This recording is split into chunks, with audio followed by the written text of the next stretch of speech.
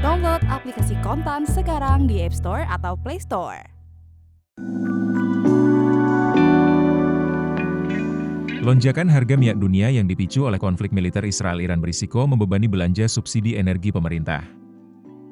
Kepala Ekonom Bank Permata Joshua Pardede menilai, prospek harga minyak global hingga akhir tahun sangat bergantung pada bagaimana perkembangan konflik di Timur Tengah tersebut.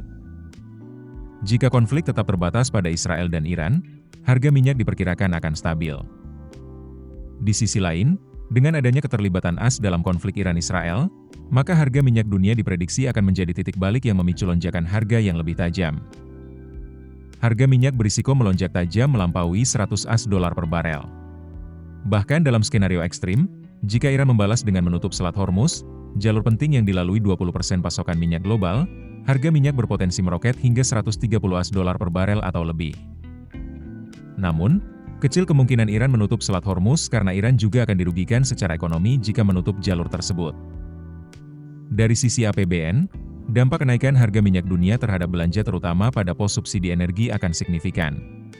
Pemerintah dalam APBN 2025 menetapkan asumsi harga ICP, Indonesian Crude Price, rata-rata sebesar $82 per barel. Dengan demikian, analisis sensitivitas fiskal menunjukkan setiap kenaikan harga ICP sebesar $1 akan menambah beban belanja subsidi pemerintah sekitar $10 triliun, sementara tambahan pendapatan negara dari migas, minyak dan gas, hanya sekitar $3 triliun. Ini berarti, secara neto, setiap kenaikan harga minyak dunia $1 akan memperburuk defisit APBN sebesar $7 triliun.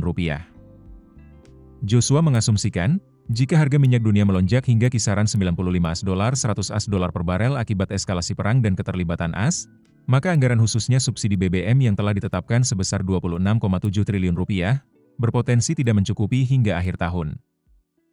Maka tambahan beban subsidi dan defisit anggaran akan semakin signifikan, bahkan berpotensi mendekati ambang batas defisit 3% PDB, produk domestik bruto. Dengan demikian, Joshua menyebut pemerintah akan menghadapi dilema mempertahankan subsidi dengan risiko pelebaran defisit APBN yang signifikan, atau menyesuaikan harga BBM domestik yang berisiko mendorong inflasi dan melemahkan daya beli masyarakat.